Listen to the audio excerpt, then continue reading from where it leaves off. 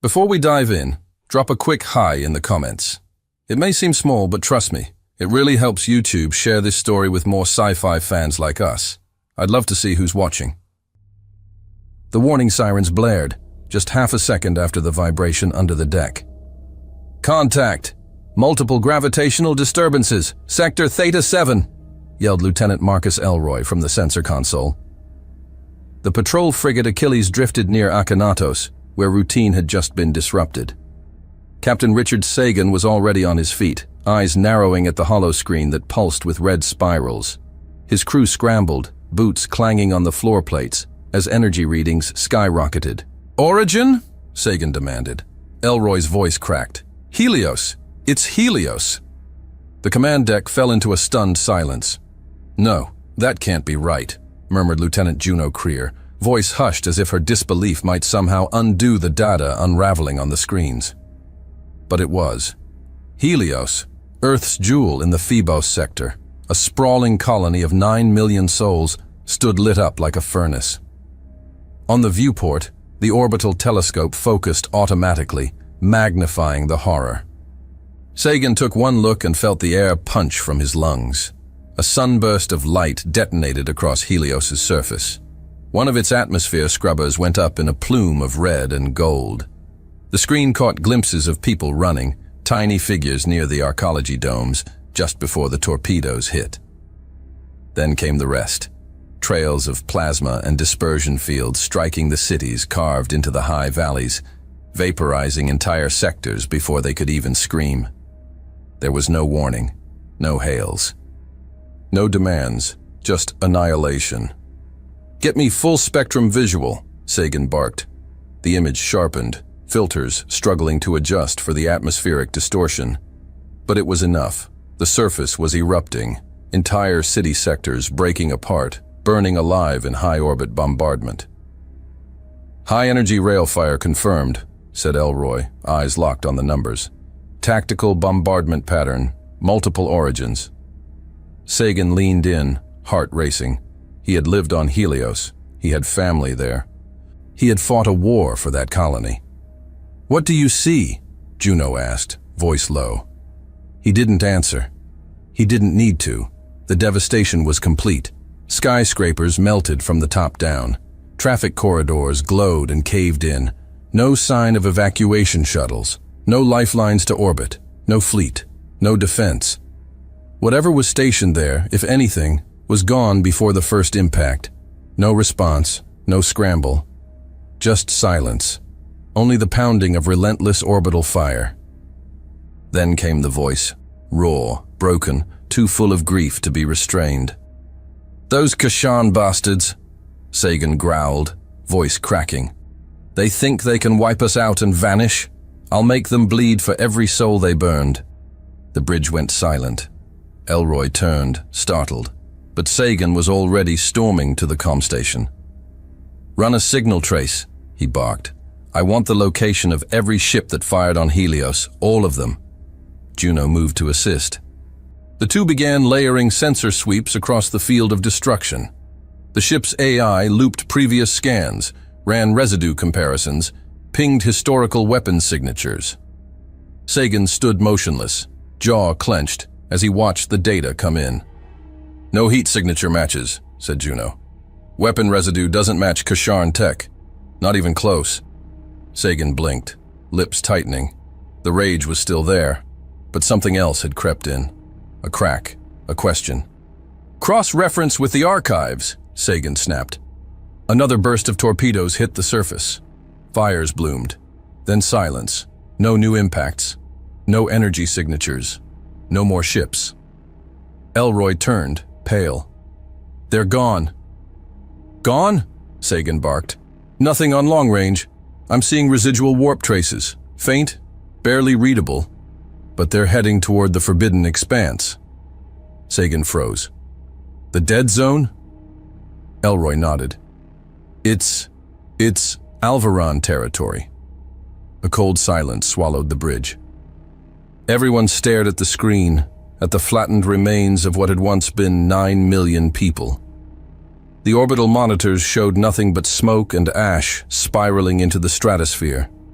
The surface of Helios, once green and silver and full of light, was now black.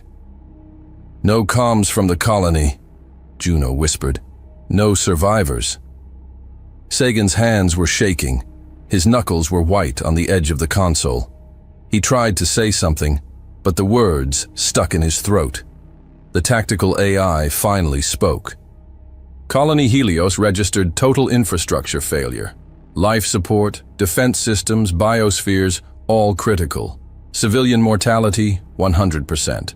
No rescue signals transmitted. No beacon, no escape pods launched." Sagan staggered back. His legs felt like they belonged to someone else. "Transmit everything," he said quietly. "Full stream. Link the central fleet. Make them see it. Connection open. Feed is live." Elroy confirmed, already working the controls.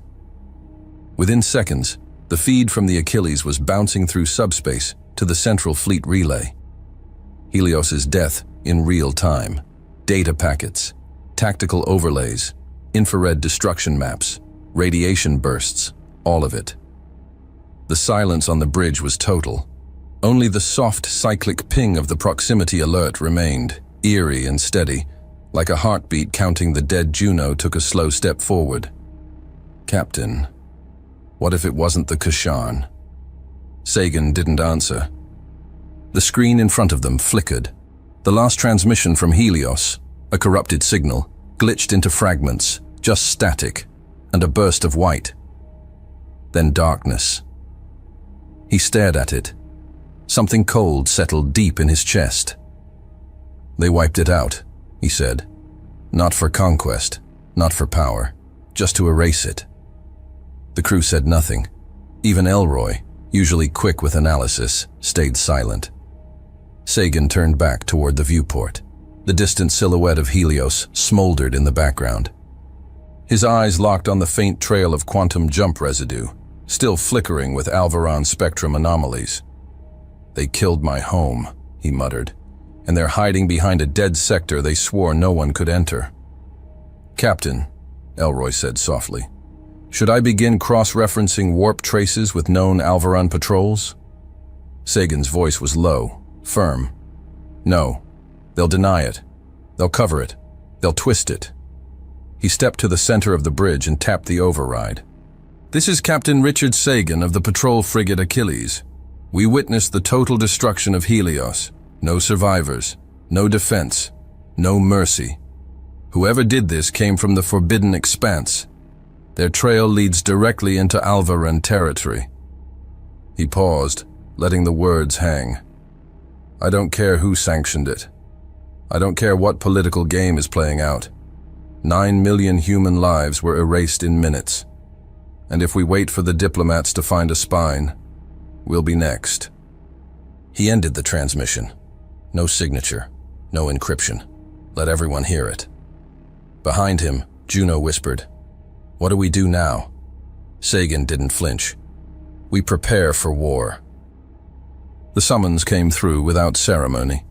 A tight-beamed diplomatic packet intercepted by the Achilles, carrying the Council's seal and a single-line directive. "Captain Richard Sagan is hereby required to attend emergency proceedings of the Galactic Council concerning the Helios incident." No explanation, no delay. A diplomatic escort vessel was already en route. Sagan read the message twice, jaw set, before wordlessly walking off the bridge. He changed into formal command blacks, secured the silver clasp at his collar, and boarded the shuttle without speaking. He knew exactly what kind of theater he was walking into. The council chamber blazed with tension as the emergency session commenced. The ceiling dome shimmered with projections of Helios before and after the attack. Verdant cities reduced to scorched ash in a sequence of looping footage. Every delegate in the crescent-shaped hall had seen it. 9 million dead. No warning. No survivors. The human delegation stood at the forefront, led by Admiral Pierce Vaughn, flanked by Intelligence Commander Arlen Hesse and Fleet Strategist Dent Rowe. Behind them, quiet but resolute, stood Richard Sagan, arms folded, eyes locked forward. "Explain it," Vaughn demanded, voice cutting through the low hum of murmurs. At the center of the chamber, atop the raised platform, stood the Alvaran High Regent, Slivox. He was tall, thin like sculpted obsidian, robed in flowing white fabric adorned with strands of shimmering metallic thread. 4 slender arms rested in deliberate poise, fingertips nearly touching. His elongated skull glowed faintly under the chamber lights, and his eyes, void of pupils, smooth and silver, reflected nothing. When he spoke, his voice was neither warm nor cruel. It was still, hollow. The images are tragic, and yet they confirm what has long been feared. The Kasharn remnants have not abandoned war. They have merely changed their mask. A soft reaction stirred in the crowd, whispers in 10 languages. Slivox continued. Their former borders have seen increasing irregularities, unauthorized jumps, disrupted trade signals, intercepted frequencies coded in their dialect. Now, Helios. Vorn stepped forward. We've analyzed the weapon traces. The signatures don't match Kasharn tech. Slivox tilted his head, just enough to seem curious. Because perhaps they're hiding behind unfamiliar weapons, borrowed or stolen. It would not be the first time they've scavenged or mimicked. And humans, always quick to judge, made for a convenient scapegoat. They didn't send that fleet, Sagan said suddenly. The room quieted. Slivox turned to him. Captain Sagan, you were at Helios during the event. I saw it from orbit, Sagan replied. And I've fought the Kasharn. They never use those dispersion patterns. Their torpedoes fracture plasma on impact.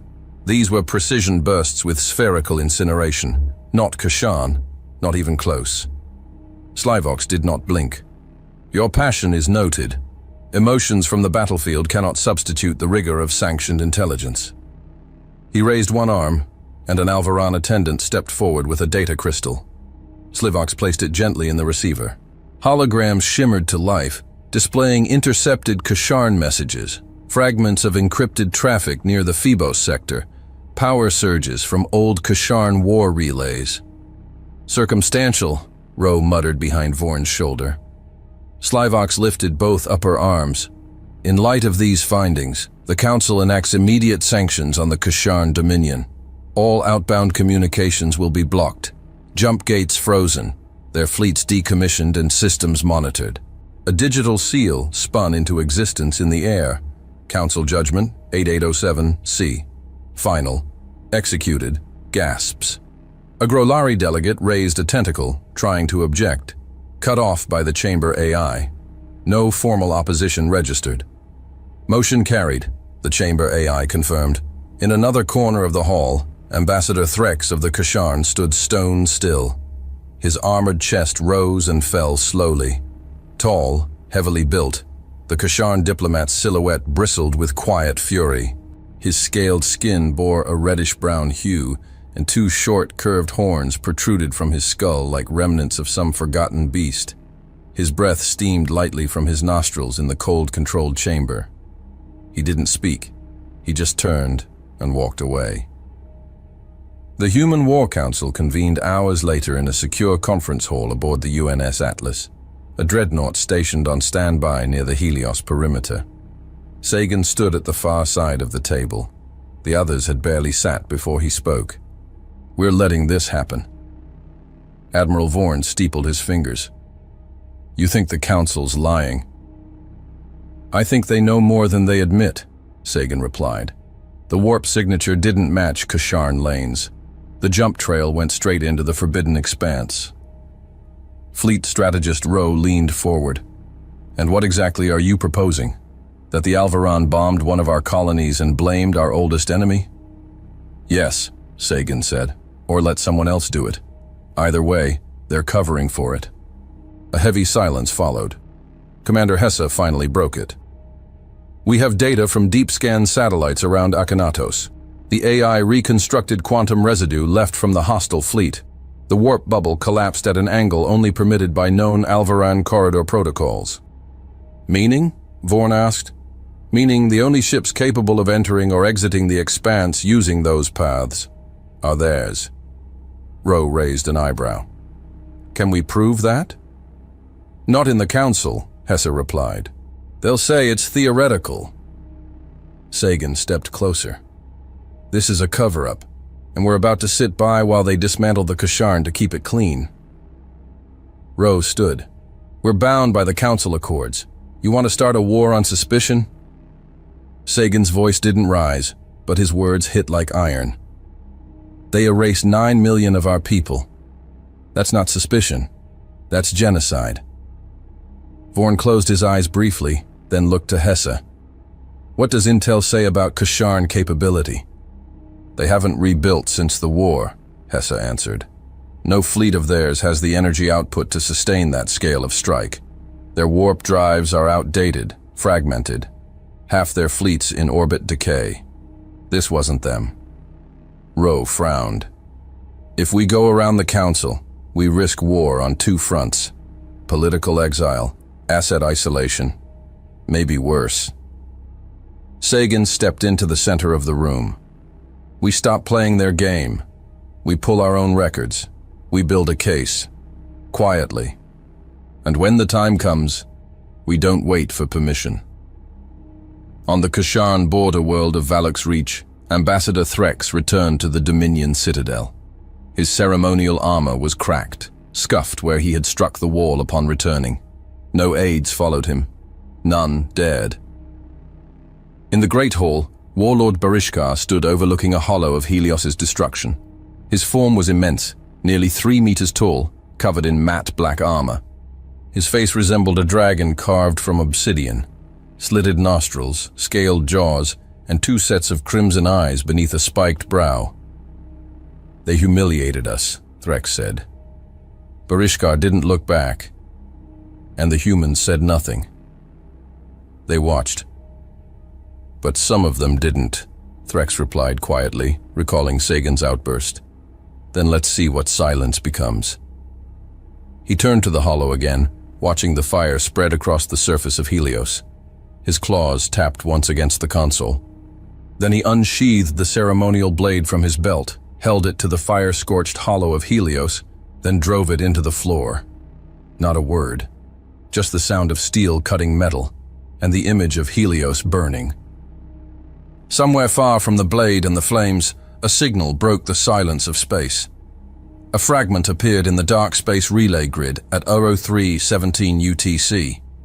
Commander Arlen Hesse stared at the playback with his jaw locked and his coffee going cold beside the console. The signal was degraded, shattered into pulses, cut by solar interference. But even in fragments, the tone was unmistakable. Military, Alvaran, and old. He tapped a control pad, freezing the waveform. Run the quantum signature against pre-expansion naval archives. Search Alvaran war-era bands. The AI hesitated, then, match confirmed. Class B command signal. Obsolete encryption. Origin, Alvaran Subcommand Fleet, cycle marker 2794, decommissioned post-armistice. Hesse's hand tightened into a fist. He ran the sequence again, slower, isolating the pattern embedded between pulses. It wasn't just an echo. It was a command packet, transmitted on the day Helios fell.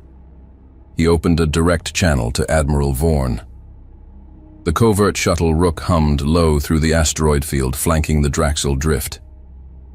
Navigation lights off, IFF signature cloaked. The entire mission was off-book, buried beneath 6 layers of false orders and misdirection. Inside the hull, Richard Sagan sat across from Commander Hesse and Intelligence Lieutenant Niall Vickers. None of them spoke. The weight of the intercepted signal had said enough. The fact that they were flying straight toward Kasharn territory said the rest. The message went through 5 relay nodes before we caught it, Hesse finally said. Could have slipped past if not for the Akhenatos loop still running diagnostics. And it's real? Sagan asked. As real as anything buried for 50 years, Hesse replied. Alvaran command code, embedded in the fleet's comm bursts. No question. Sagan looked out the viewport. So why dig up obsolete encryption, unless you want plausible deniability. Exactly. The silence returned. Then Vickers broke it with a quieter question. Are you sure the Kasharn will meet? They didn't reach out, Sagan replied. We did. And when we showed them what the Council didn't, they listened. The station hung in the shadow of a fractured moon, an abandoned Kasharn logistics hub once used for forward fleet deployment. The humans had called it Relay 9 during the war. Now it was a skeleton of steel and ice, half buried in orbital debris. The docking clamps seized with a violent hiss. The interior was dark, lit only by auxiliary power strips along the corridor floors. Frost clung to the corners of the walls. Sagan stepped through first, followed by Hesse and Vickers. No weapons drawn, by mutual agreement. As the inner airlock cycled, Sagan's hand hovered briefly over his holster. Instinct, not intention. The corridor lights flickered once. A shadow moved on the far end, but no weapons were drawn. Just figures. Waiting. Two Kasharn stood waiting. Tall, heavily muscled. Their skin was a smooth charcoal gray, almost metallic under the flickering lights. They wore partial armor, chest plates and vambraces, but no helmets. Their heads were angular and ridged, with small horn-like protrusions where a human would have hair. Red eyes tracked every movement with intensity. The one on the right stepped forward. I am Captain Valrek, he said. His voice was guttural but clear. I speak for Warlord Barishkar. Sagan gave a slight nod. Captain Richard Sagan, United Humanity Command. No handshake. Just the kind of silence forged from decades of blood and blame. Not hostility, but history still breathing in the air between them. Valrek gestured down a corridor. He waits. Barishkar stood alone in the war room, one clawed hand resting on the edge of a long-dead tactical table. His armor was deep red and black, ceremonial but functional, dented from old wars, not polished for show. His presence filled the room even before he moved. Nearly 3 meters tall, his scaled jaw looked carved from stone, and his 4 crimson eyes locked onto Sagan as the human entered. He didn't speak right away. Then, they silenced us. Sagan met his gaze. They silenced us both. Barishkar nodded once. You came. That already says more than your counsel. Hesse activated a secure datapad and placed it on the table. We intercepted a signal, partial, obsolete Alvaran command structure.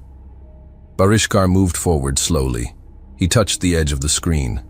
The Kasharn systems recognized the architecture instantly. Data streams flickered, then matched. We have seen part of it, Barishkar growled. I dismissed it as council shadowplay. I didn't think they would dare do this again, he continued. During the Helios hour, our deep sensor posts registered fleet movement across the expanse, but we were forbidden from pursuing. Sagan's eyes narrowed. You tracked the origin? Barishkar nodded, then turned toward a secondary panel, inputting manual commands. A holographic map flared to life, a tangled web of jump traces and quantum signatures. This path, he said, pointing with a clawed finger, matches yours. Same decay signature, same warp collapse angle. He turned back to Sagan. We did not destroy Helios. Sagan didn't answer at first. He stepped closer, eyes on the map, then the datapad, then Barishkar. Then we do this together. Barishkar tilted his head. An alliance? An investigation, Sagan corrected. Joint, quiet, outside council oversight. We find the truth and we bring it back with teeth. Barishkar stared at him for a long time. Then, without a word, he reached up and unlocked the seals at his neck. His helmet hissed, then detached, revealing his full face for the first time. No armor, no mask, just the face of a warrior showing another warrior respect. If we walk this path, Barishkar said slowly, we walk it as equals. Sagan extended his hand. Barishkar looked at it, then gripped it with a strength that tested bone. Their hands locked. human flesh and scaled talon. Neither flinched, neither blinked, just pressure. A warrior's contract, unwritten, but unbreakable. A pact sealed not by politics, but by necessity. Behind them, the silent war room flickered back to life, and the path toward the forbidden expanse began to form. The war room aboard Vanguard Station pulsed with tension, voices sharp beneath the hum of shifting metal. Steel plating creaked as hundreds of tons of orbital mass shifted above the gas giant Vortael, and inside the command dome, two species stared each other down across a long black table. On the human side, Admiral Pierce Vaughan, Commander Arlen Hesse, Fleet Strategist Dent Rowe, and Richard Sagan, now wearing full active duty fleet black, with silver-lined command bars gleaming at his collar. On the Kasharn side, Warlord Barishkar stood at the center, flanked by Captain Valrek and the younger strategist Sahar Khan, leaner, scarred, his crimson eyes sharp with suspicion. No one sat. "We are not here to appease old enemies," Sahar Khan snapped, "nor to waste cycles on human hesitation." Sagan stepped forward before Vaughan could respond. "Then you've already misunderstood us." Barishkar's voice rumbled like distant thunder. "Let the fire cool, Sahar Khan. You speak to warriors, not politicians." A silence fell, but not stillness. One of the Kasharn guards shifted, a motion subtle but unmistakably defensive. Across the table, Rowe's hand twitched toward his tablet.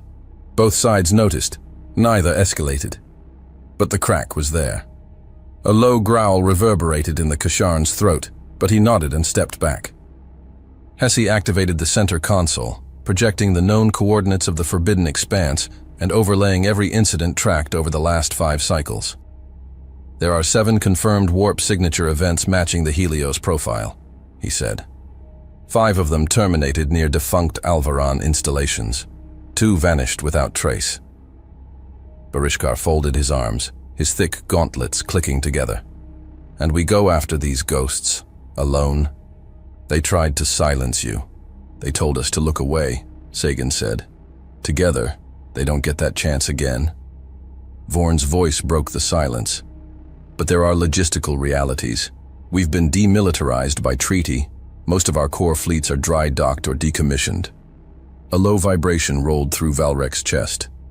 "We have ships, but no crew, no fuel, no repairs for half a generation." "Then we rebuild what they thought we'd never need again," Sagan said. Rowe leaned over the table, pointing to the orbital layers. "Old bastion stations, Omega yards, Farron Belt arsenals, the Clavius foundry. They still exist, buried, offline, but intact." Barishkar's gaze narrowed.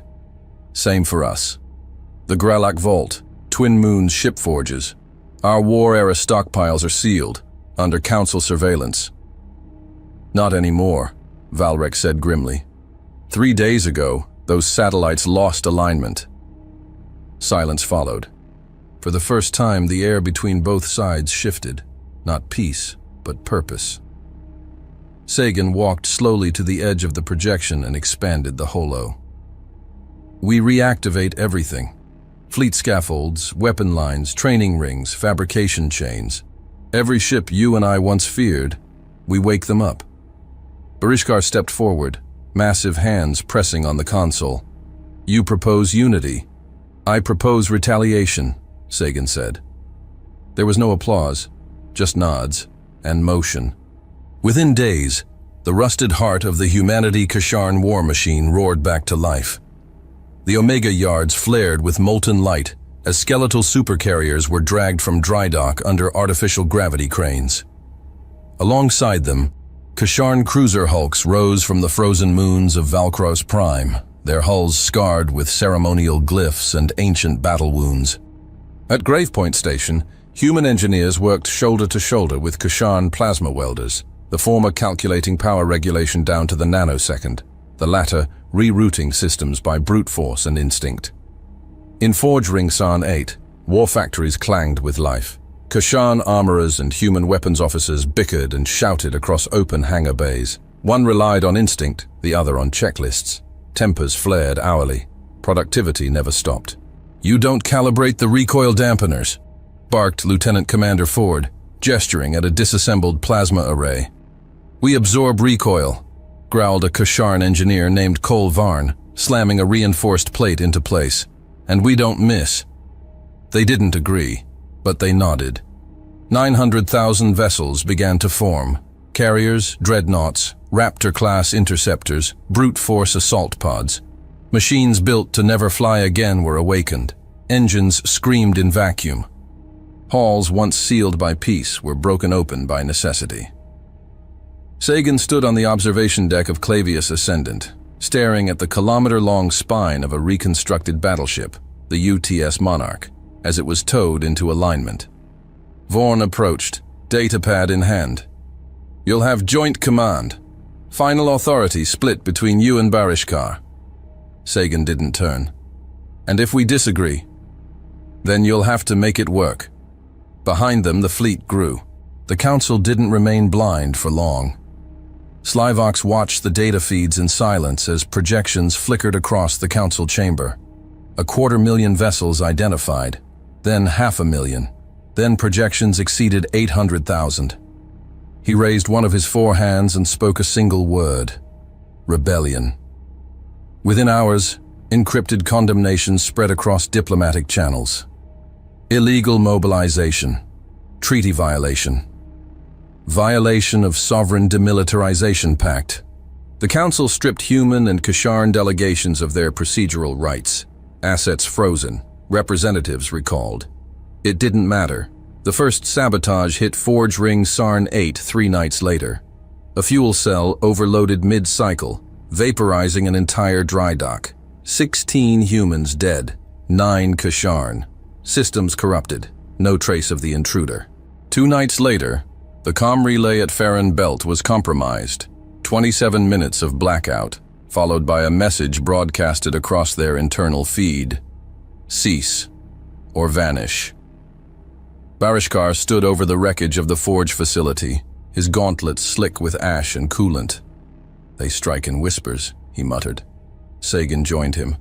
"Because they know they'd lose in the open." Barishkar didn't answer. He simply reached down and pulled a melted sigil from the wreckage, a piece of forged Kasharn iron, warped by sabotage. "This forge bore my clan's sigil," Barishkar muttered. "It stood longer than I have drawn breath." He held it up, then let it drop to the floor with a clang. "They want to divide us before we launch." Sagan nodded. "Then we launch faster." The final fleet assembled at the edge of the Forbidden Expanse, a wall of metal and defiance, human ingenuity fused with Kasharn fury. Engines aligned, communications sync-locked, crew rotations balanced, barely. Tempers still flared. Trust was fragile, but the guns were real. The Alliance had no name, no banner, only purpose. And as the last signal relay lit green, Barishkar's voice cut across the comm line to Sagan. "We walk together now. No hull markings, no anthem. Just the humming threat of 900,000 ships, silent, aligned, waiting." Sagan replied without hesitation, "All the way in." The moment the fleet crossed the edge of the Forbidden Expanse, the stars began to vanish. "Sensor distortion rising," reported Lieutenant Nash aboard the UTS Monarch. "External comms degrading, subspace echo looping back into primary channels." From the command deck, Sagan watched as the HUD blurred. Nebulas bloomed like oil in water, thick and dark, crawling across the void in unnatural formations. Pulses of static rolled across every screen. It wasn't just darkness. It was something older, something engineered. "Keep formation tight," Sagan ordered. "No detachments, no scouts. We stay connected." Across the fleet, his command echoed through encrypted channels. Kasharn dreadnoughts adjusted vectors with raw propulsion bursts, their hulls glowing faintly in the discolored light. Human warships drifted into phalanx positions, overlapping shield patterns.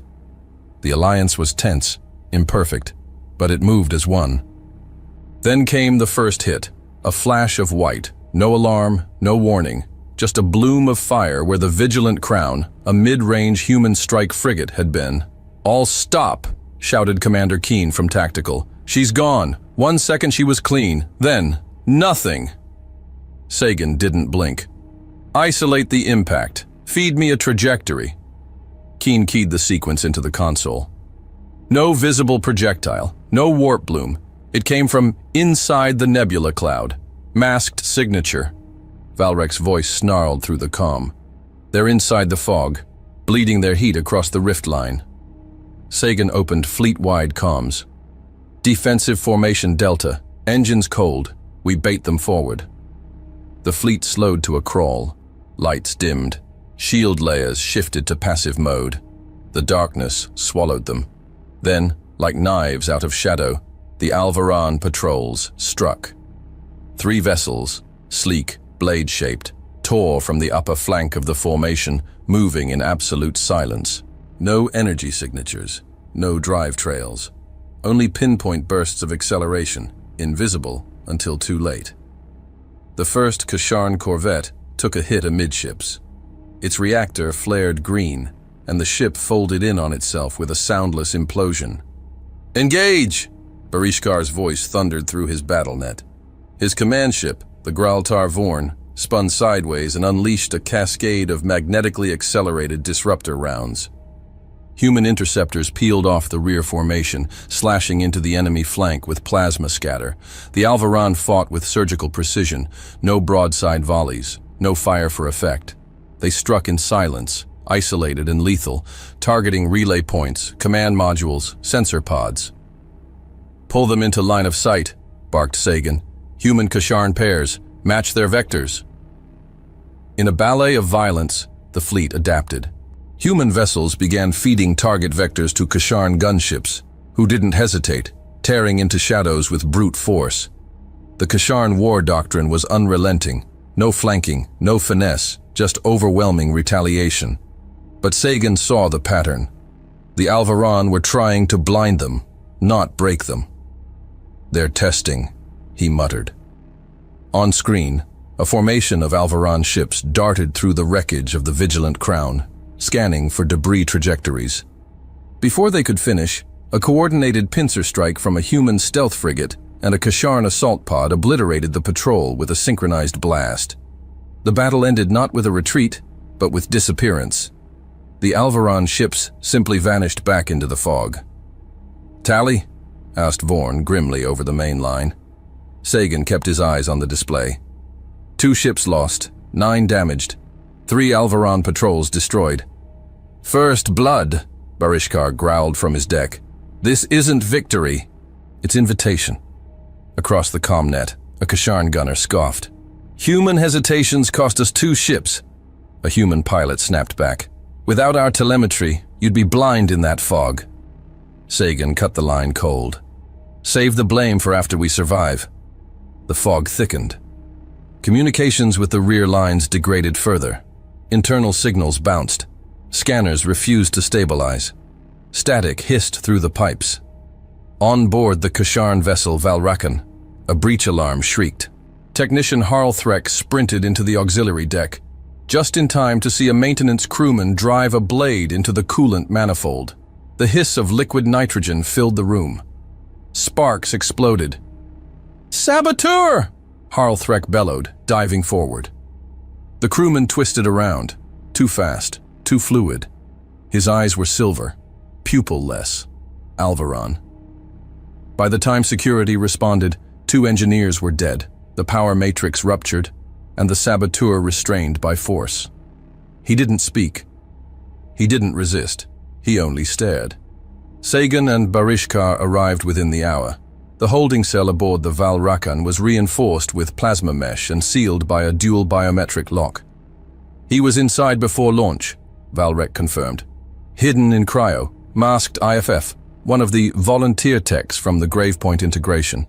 Barishkar slammed a fist into the wall beside the cell. "He killed my kin." Sagan's eyes narrowed. "Let me speak to him." The door hissed open. The Alvaran sat motionless, arms bound behind him, skin pale like mist. His mouth remained closed, but a translator at his neck clicked. You fear what you do not understand, it said, and you chase ghosts you cannot bind. Sagan knelt down. Who ordered Helios? No response. Barishkar stepped into view. The Alvaran's gaze flicked up, just a fraction. You were supposed to destroy each other, the voice translated. We built the wound. We salted it. Now you stitch it shut.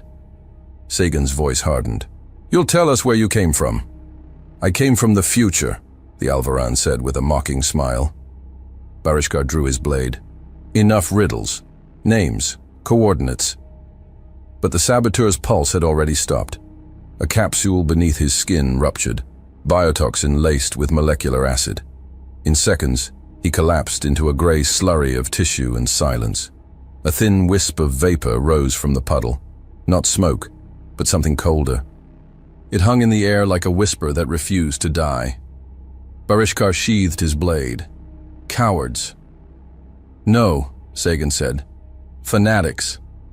12 hours later, deep in the expanse, the scout ship Ravenlock stumbled across a structure. An orbital platform, cloaked, powerless, built into the remains of a collapsed Alvaran mining ring, invisible to standard scanners, but not to Kasharn gravitational resonance mapping. A joint team was dispatched. Inside, they found corpses. Alvaran. Dozens. Long dead. Some in uniforms, some in observation gear. One entire wall had been wiped of memory panels. Another showed partial logs, damaged, but not beyond recovery. Hesse worked the console, sweat beading on his forehead. Some of the records are time-stamped to Helios, he said. This place was watching, recording. Sagan approached the screen. It flickered. Images appeared, faint, choppy. Helios, in flames, from orbit. A voice echoed, distorted but traceable. Test, acceleration parameters, overyield confirmed, then static, and silence. Barishkar looked at the screen, then at Sagan. They watched it burn, and took notes. His claws curled over the edge of the console, and they thought no one would remember. Sagan said nothing. He just stared at the screen, and remembered every name buried beneath the ash. The images from the hidden station haunted every screen aboard the fleet. Helios hadn't been a mystery anymore. It had been a trial. Within hours, the command teams of both factions gathered again, silent but unified.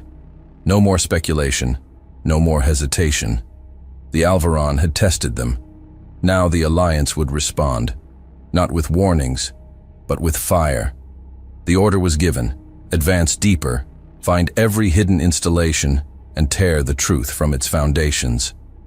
The Alvaran facility came into view just as the nebula thinned, its edges jagged, unnatural, like a fortress built from shadows. Orbiting a collapsed binary star, the installation had no name, no registry, no light, only mass. Cloaked until now, its shape revealed itself under the composite sweep of Kasharn magnetic sonar and human gamma scatter. Three-tiered rings anchored to a fractured asteroid belt, armored hangars recessed into its shell, and no external movement. Confirm target integrity, said Commander Hesse aboard the UTS Monarch. Verified, replied Tactical Officer Bren. Structure matches thermal anomalies from prior warp clusters. Power signatures are masked but present. Sagan stood at the central command array. This is it. Aboard the Graltar Vorn, Barishkar's command bridge rotated into attack alignment. Then we break it open. The order was given. The Alliance struck. Kasharn assault corvettes surged first. Compact, brutal vessels with reinforced hulls and shock-mounted breach pods. They hit the station's outer structure with kinetic spears, embedding like teeth. Seconds later, pulse detonations opened corridors into vacuum. Human support cruisers followed in staggered flanks, targeting defense nodes with precision EMP barrages. Gunfire rippled across the station's flanks, each impact peeling back layers of reactive plating. Suppress hangar ports, barked Lieutenant Commander Keen. Cut off counter-launch. Dozens of human and Kasharn strike teams deployed into breach tunnels. hybrids of atmosphere-controlled pressure tubes and armored boarding channels. Plasma cutters carved through interior barriers. Combat AI drones flooded the station's corridors, mapping resistance points. Inside, the resistance was light. Too light. "Why aren't they defending?" asked Hesse, scanning the feed from Fireteam Argus, moving through a central data vault. "Maybe they already got what they needed," muttered Sagan, but the answer came moments later. "Sir," Keen turned sharply, "we've got full access to their local server. No purges. Everything's intact." Sagan moved toward the comms array. "Send in Hesse with retrieval team. Prioritize high-clearance data." Minutes later, deep beneath the primary vault grid, they found it. The command node was dark and silent, rows of dead terminals, but one vault remained active, sealed by triple helix biometric encryption, Alvaran scripted. "We'll need a moment," Hesse said. "No," said Commander Jakar, the Kasharn tech specialist assigned to the team. "We break it now." He stepped forward, embedded a Kasharn neural spike into the console and forced a data bleed. The feed opened. Hollow screens flickered. Text streams cascaded. Genetic readouts. Stratified simulations. Tactical behavior trees filtered by species. And one phrase, embedded across multiple documents. PCE-12, Controlled Population Experiment. Phase 1, Helios. Sagan's jaw clenched. Hesse scrolled further. "It's not just Helios. They mapped genetic drift across colonized systems, behavioral thresholds, reaction templates to sudden trauma." Barishkar's voice cut in over comms. They were watching who would break and who would obey. A second file opened. Visual feeds, Helios. Again, but from angles unseen. Orbital pods tracking civilian escape patterns. Graph overlays showing mass panic zones. Communication intercepts translated in real time. Sagan closed his hand into a fist. They wanted to know how much it would take before we turned on each other. "And if we didn't?" asked Hesse. "They'd try again." They didn't wait long. From the edge of the system, the distortion came first, barely a ripple in the black. Then, space tore open like silk under pressure. An Alvaran dreadnought dropped out of phase. Silent, massive, dangerous. A predator emerging from the dark. It was unlike anything they'd faced. Longer than most carriers. Its hull a lattice of reflective black alloy that shimmered in layers of impossible geometry. No visible weapons, just smooth armor, broken only by the occasional flare of engine distortion. "Vessel class?" asked Vorn. "Experimental," Sagan replied. Even the sensor arrays hesitated, like they didn't want to look directly at it. The dreadnought opened fire. It didn't fire torpedoes or rail rounds. It folded space in micropulses, compressing the void into needles of directed force. The first human destroyer it hit collapsed inward, hull imploding, crew vaporized before alarms could finish. "Full spread!" yelled Keen. "Flank wide!" Barishkar's fleet moved to intercept. Kasharn Raptor wings tore forward, sacrificing themselves to force the dreadnought to re-aim. 2 went down immediately. A third rammed the enemy's ventral node and detonated, tearing a gap in its shield matrix. "Now!" shouted Sagan. Human dreadnoughts shifted formation, recalculating trajectory overlaps in real time. Coordinated plasma salvos lit the void. The Alvaran vessel bled silver light from its flank, but didn't slow.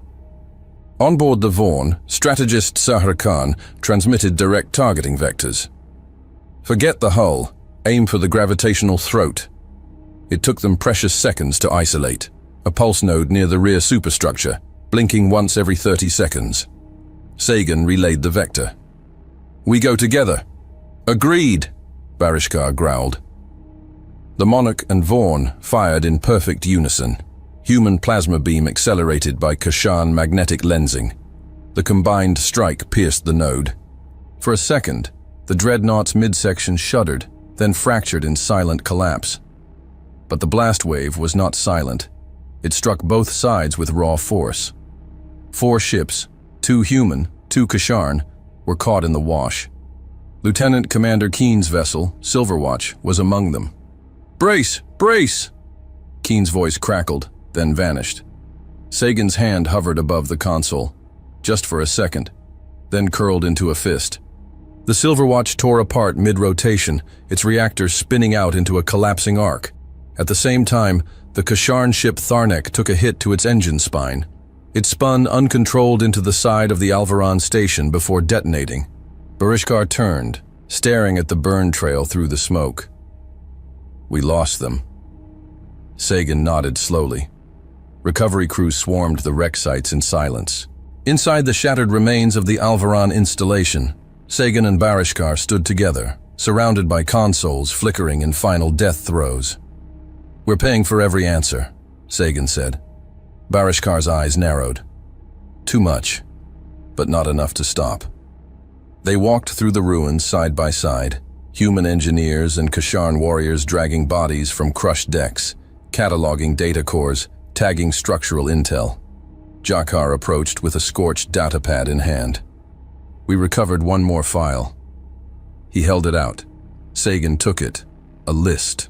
Worlds, coordinates, civilian populations. Helios was the first. 3 Kasharn colonies were listed next. Barishkar's face darkened. "They planned to burn us both," he said. Sagan looked up, the weight of it all burning behind his eyes. "They still might." Barishkar turned to him, voice quiet. "We cannot afford another battle like this, not for every station." "No," Sagan replied. "We need to strike where it ends, at the source." "And we strike together," Barishkar said. "Always," Sagan answered. Behind them, the ruins flickered, and above them, the stars pulsed red, not from nebulae, but from the ships still burning. The data recovered from the ruins of the Alvaron installation left no room for debate. Helios wasn't a tragic casualty. It was a decision, a calculation, and it wouldn't have been the last. A list of future targets burned across every secure screen in the fleet's upper command. The names of Kasharn colonies, human settlements, even minor worlds from allied species, all marked for strategic population control. The fleet didn't pause to mourn. It mobilized, refueled, recalibrated. Ahead lay Axis, the heart of the machine, the nerve center of every order. And they were going to rip it open. The star had collapsed eons ago. Axis orbited its corpse, a slow, endless spiral around a black mass that pulsed like an open wound in the fabric of reality. The megastructure surrounding it was incomprehensibly vast. From the bridge of the UTS Monarch, it appeared as a lattice of fractured rings and suspended plates, interlinked with dark corridors that defied geometry. No ship had ever returned from its coordinates. No scans ever penetrated its surface. "They didn't build defenses. They built disappearance," Hesse muttered, "and they almost made it perfect." "Visual confirmation," said Tactical Officer Bren, voice low. "That's our target." "Still no emissions," replied Commander Hesse. "But it's there, masked under a quantum fold. It's bleeding space-time." "Nothing built that big stays empty," muttered Sagan. Barishkar's voice came through encrypted comms. "They don't expect us to get close. Let's surprise them." The problem wasn't reaching Axis. The problem was seeing it. Every ship that attempted to approach had its sensors bend around nothing. Coordinates looped. Time ticks drifted. Distances broke. It wasn't just a cloak. It was a distortion field keyed to confuse logic itself. Sagan called up his chief navigator, Lieutenant Garvey, and the Kasharn helm officer, Thergok. "We're flying blind unless we fly together," Sagan said. Thergok grunted. "You trust your computers. We trust our instincts. Then we synchronize both." They did. In the command bridge of the Monarch, human data relays mapped anomalies with millisecond precision. On Barishkar's flagship, Graltar Vorn, Kasharn pathfinders shifted course based on field feel. spatial instinct cultivated through generations of void combat. Each vector correction from one side was confirmed by the other. No solo jumps, no independent maneuvers. Every vessel linked through cross-factional control nodes. The fleet entered Axis, and Axis saw them. Turrets unfurled like blades awakening. Spinal cannons extended from corridors sealed for 1,000 years. But the fleet had prepared for war. Human missile frigates launched decoys on randomized burst patterns. Kasharn gunboats surged ahead in ramming formations, forcing enemy batteries to redirect. Commander Vorn coordinated orbital drift maneuvers, bouncing smaller vessels off calculated gravitational pulses emitted from Axis's artificial singularity. Secondary turrets neutralized, reported Garvey. Breach pods ready. Deploy teams, Sagan ordered. Inside the outer wall of Axis, air was scarce and light was worse. The infiltration teams moved fast, 6 groups, human and Kasharn combined. Each unit was led by a specialist, Major Ellis on the human side and Commander Raktan of the Kasharn. Their objective? Reach the central data core.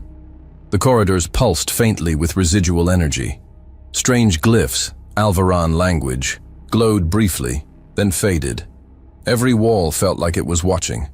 No resistance, Ellis whispered. It's too clean. They reached the core vault, 2 doors, 3 locks, 1 Alvaran defense AI still active. Jakar, the Kasharn tech specialist, and Lieutenant Niall Vickers from Monarch's Cyber Warfare Division worked side by side at the interface. Language matrix isn't standard, Vickers muttered. It's a hybrid. Council encryption wrapped around something older.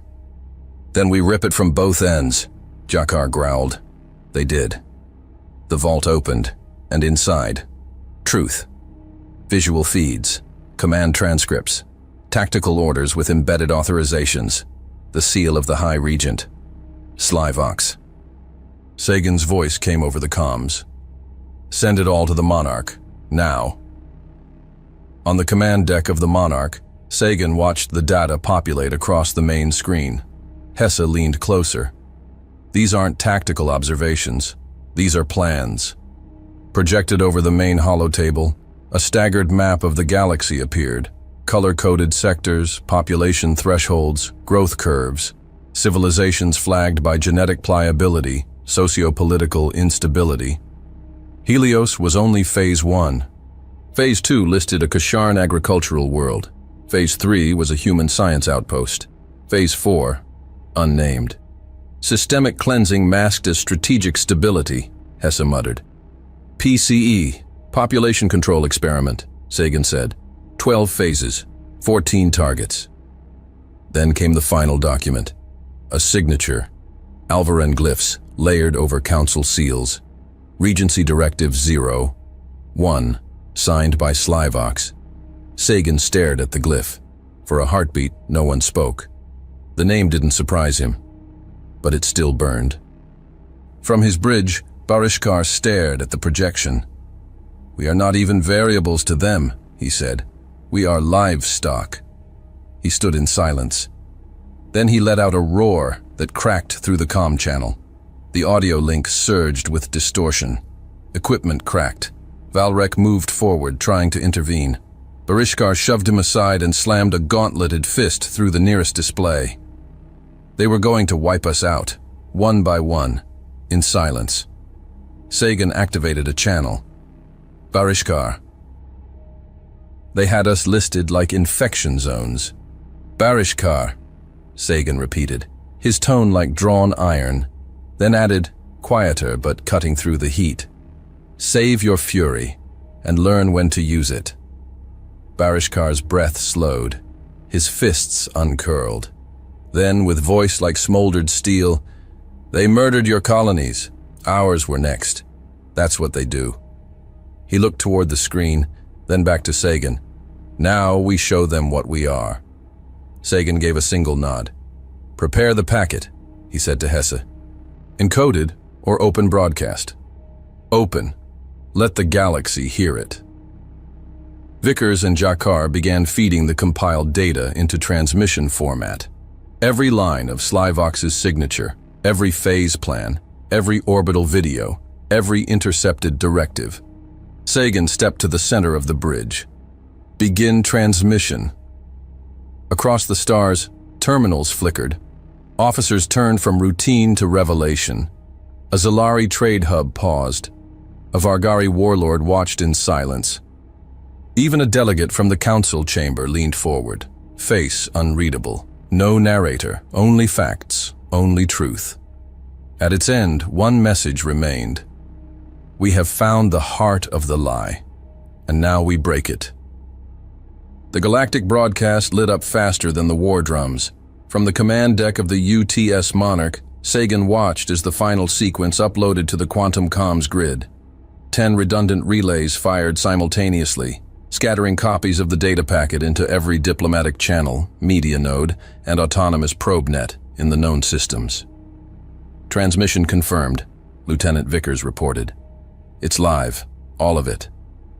There was no turning back. Across the galaxy, silence cracked open. On the border world of Istra, a Keltari merchant dropped his ledger as the feed burned across the dome of his stall. In the deep vaults of the Orkal Republic, 3 ruling war seers rose from their thrones in synchronized shock. On the nomadic fleets of the Tharun Assembly, engineers stood frozen mid-cycle, faces bathed in the cold blue light of classified footage showing Helios in flames. Slivox's voice, captured in shadowed briefings, echoed across every screen. Destabilization is necessary. Controlled collapse ensures future order. Populations must be trimmed, lest chaos take root. Footage from Helios followed. Civilians running, arcology towers crumbling.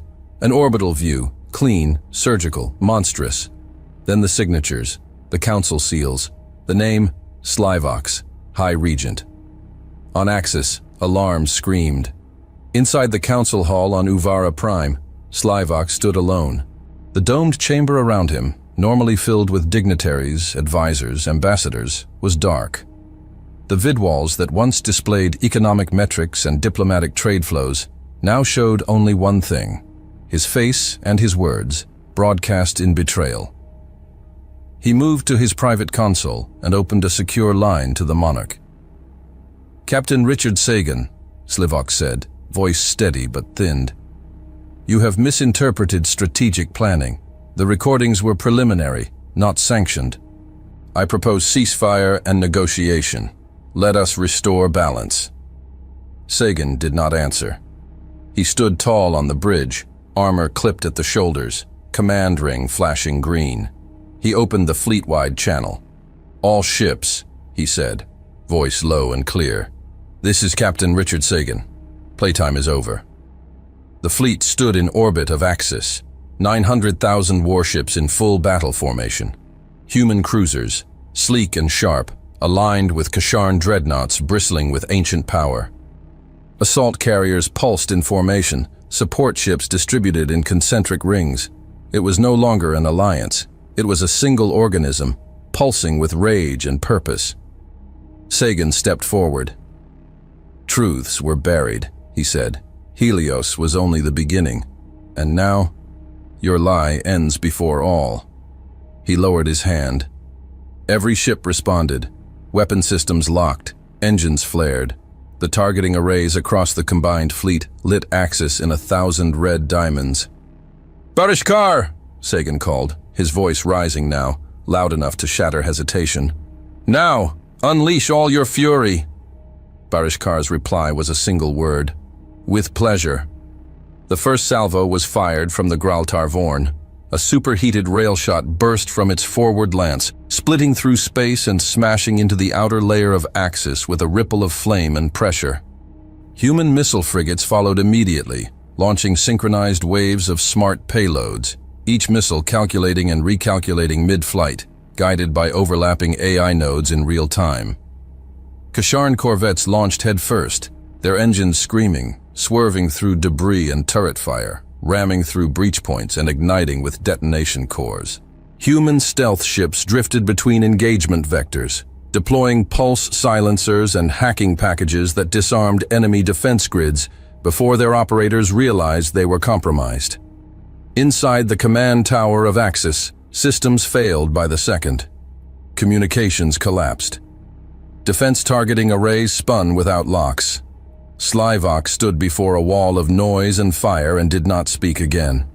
The outer layer of Axis cracked. Its first defense ring shattered under a Kasharn Raptor charge, the spear-shaped ships piercing through at maximum velocity and detonating in chains along the core struts.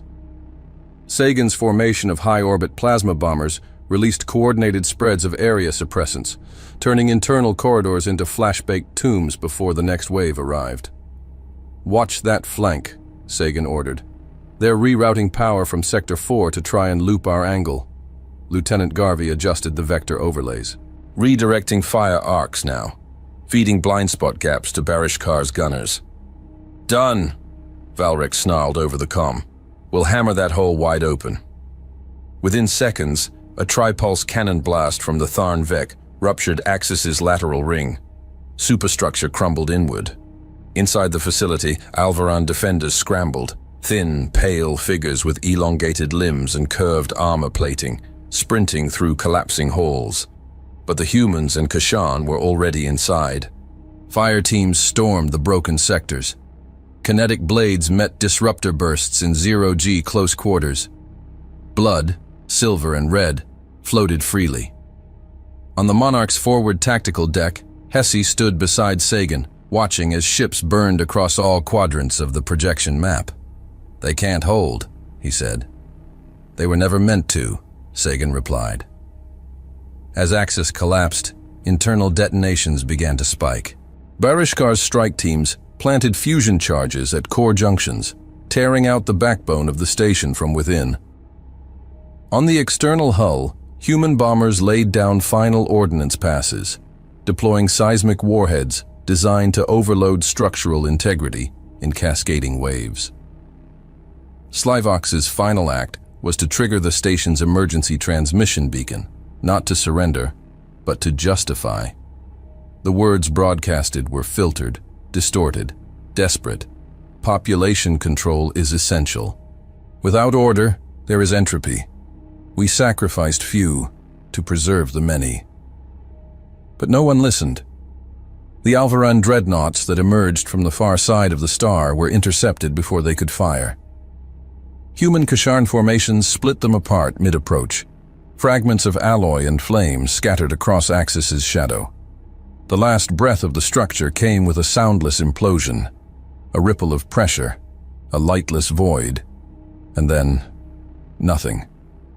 Axis was gone. On the Monarch's bridge, silence fell. The crew stared at the dark where Axis had once hung. In the background, communications from across the galaxy exploded in response. Uprisings, arrests, governments in crisis. Slyvok's face lit thousands of screens for the last time, now marked as criminal, not ruler. Sagan said nothing for a moment. Then, "Status?" "Minimal losses," replied Hesse. 3 ships damaged, 27 confirmed casualties. The fleet holds. Sagan nodded slowly. Barishkar's voice came through. "It is done." Sagan turned toward the viewport. Stars flickered beyond the dispersing debris. "No," he said quietly. "Now it begins." The ship turned. The fleet followed. And behind them, Axis burned in silence. Hey there, space human. I'm really curious about your thoughts on this video. Drop a quick comment and let me know what's on your mind. Or just say hi if you prefer. Either way, I'd love to hear from you. Oh, and one last thing. Every great soldier knows that to survive and become a hero, taking care of yourself is key. So before you go, check the pinned comment. Trust me, it's important. And I've chosen another video for you to watch. Just click the card here, or here if you want the whole playlist. See you there.